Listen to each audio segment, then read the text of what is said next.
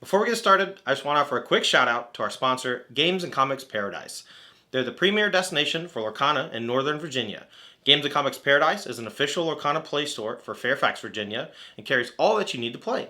From singles and sleeves to playmats and dice, they have you covered. Find their event schedule, pre-orders, and their online singles inventory for Lorcana, Magic, and Pokemon at gcparadise.com. That's gcparadise.com. Now let's learn to play Lorcana.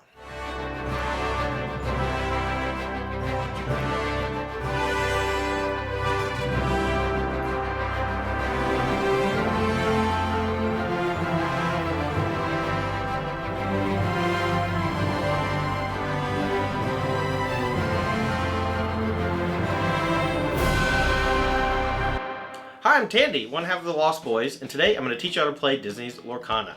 To start, there are 3 card types. First up is going to be characters. These are the most prevalent in the whole game, and these are the things that you're going to be using to try to win the game. The ink cost is in the top left-hand corner. That is how much it costs to play this card.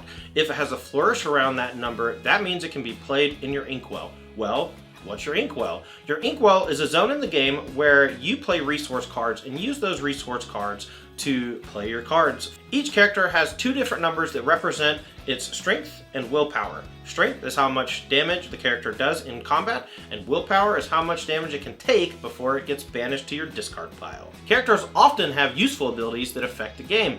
Mickey has evasive. At the bottom right hand of each card are lore symbols, and these tell you how much lore you gain when your characters quest. So what's questing?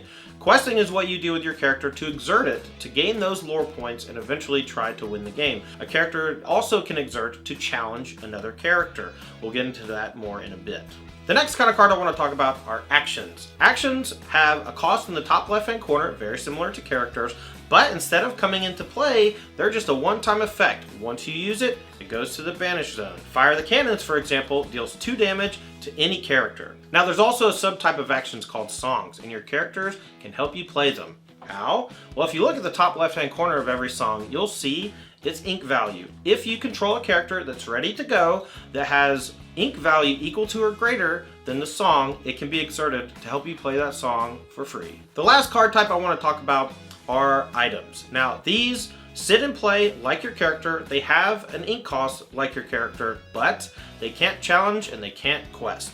These often have special abilities. Let's take a look at Fishbone Quill. Fishbone Quill costs 3 ink and allows you to exert it and put any card from your hand face down into your inkwell. Items can be used on the turn that they enter play and ready at the beginning of your turn if you exerted them on the previous turn. Now, let's talk about how to play a game of Lorcana. Both players start with 60 card decks. You may choose 2 factions for each of your decks. You start the game with 7 cards in your opening hand. After you draw your opening hand, you may choose to mulligan any number of cards by putting them on the bottom and then drawing that many, followed by shuffling your deck to randomize it. Once per turn, you may play an ink card. Ink cards are noted at the top left-hand corner with a rose symbol around the hexagon. If it has the rose symbol, you may play it in your inkwell and you may play 1 per turn. Each player draws a card at the beginning of their turn unless you go first. If you go first, you stay with your opening 7 and that's it. In order to play a card, you must exert a number of ink cards in your inkwell equal to the number at the top left-hand corner. You're not limited to 1 card per turn, but you're limited by the number of exerted ink that you have in your inkwell. So now you may be asking, Tandy, what does exerting mean? Well, exerting just means that you've used the card for the turn, and to note that you've exerted it, you must turn it sideways. This signifies that this card has been used and cannot be used again this turn unless you have something that readies it. At the beginning of your turn, you will ready all of your cards that you have in play, including your inkwell. Let's get into the nitty-gritty of how to use characters. First off, on the turn you play that character, you can't use it. Why? Because you have to wait for the ink to dry. But on that second turn, that's where the magic happens. First and foremost, let's talk about questing. When you quest with a creature, you exert it and you gain lore points equal to the symbols in the bottom right-hand corner of the card. Once you acquire 20 lore, you win the game. Now that we got questing out of the way, let's talk about challenging. First and foremost, a character can only challenge another character if the opposing character is exerted.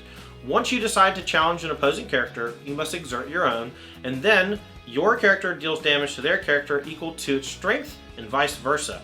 If either character takes damage equal to or greater than their willpower, then they are banished. and damage is cumulative. Now that you know how to play Lorcana, there are a few simple rules you must follow for building your first deck. First up, 60 cards. Your deck needs to be at least 60 cards in order to be legal. Secondly, you can only play 4 of any given card. And lastly, between the 6 colors that are in Lorcana, you get to choose up to 2 to pull cards from. The best way to play Lorcana right now is to head to your local game store and choose between one of 3 starter decks. Each of these starter decks contains a unique 2-color combination to help you get started on your Lorcana quest. Well, I hope you enjoyed learning to play Lorcana with me. I'm Tandy of the Lost Boys. Make sure to check us out on Twitter as well as our Patreon, and make sure to hit the like and subscribe button for more. If you'd like to find more of our socials, we'll have a link down in the description below. Until then, bangarang!